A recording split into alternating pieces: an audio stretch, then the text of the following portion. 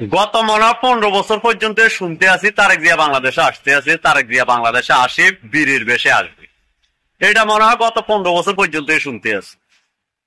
তো ভাই, আপনারা যারা বিএনপির বড় বড় নেতা আছেন, আমার বিশ্বাস আপনারা কিন্তু চাইতেছেন যে তারেক জিয়া বাংলাদেশে না আসে। কারণ তারেক জিয়া যদি বাংলাদেশে আসে তাহলে আপনাদের বড় ধরনের কোনো সমস্যা আছে।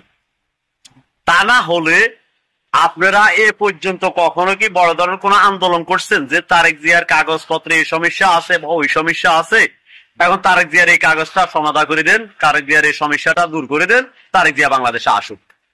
সে বিএনপির কিছু না, খালেদা জিয়ারও ছেলে না, জিয়াউর রহমানেরও ছেলে না, বাংলাদেশের নাগরিক। তো তাই বাংলাদেশে উনি আসবে, এটার জন্য আপনারা কেউ কি কখনো আন্দোলন করছেন? আপনারা মনে করছেন যদি কোন রকম খোদা না করুক তারেক জিয়ার মা সাবেক প্রধানমন্ত্রী বেগম খালেদা জিয়া যদি মারা, তাহলে আপনারা রাজত্ব করবেন?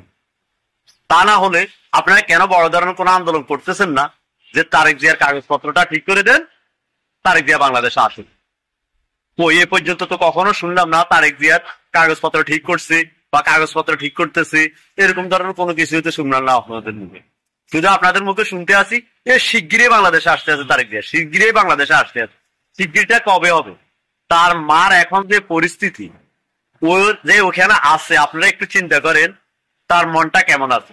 অথচ আপনারা বাংলাদেশে থেকে লক্ষ লক্ষ কোটি কোটি টাকা কামাইতেছেন ওদের মাথা বিক্রি করে, কিন্তু ওর জন্য আপনারা কি করছেন? কিছুই তো করছেন দেখতেছি না। আপনারা তো বালা করে একটা আন্দোলন করার দরকার যে আমাদের কাগজপত্রে এটা সমস্যা আছে, এখন এর সমাধান করে দেন, তারা আমাদের নেতা বাংলাদেশে আসুক। এখন তো আর আওয়ামী লীগ সরকার না, এখন হয়েছে কি অন্তর্বর্তীকালীন সরকার।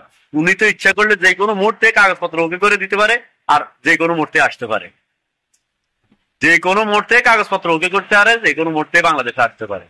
ভাই, হয়তো অনেকের কাছে তিতা লাগবে আমার কথাটা, আর অনেকের কাছে মিষ্টি লাগবে। দয়া করে আপনারা কমেন্টসে জানাবেন আমি কি আসলে কথাগুলো সত্যি বলছি না মিথ্যা বলছি। আল্লাহ হাফিজ।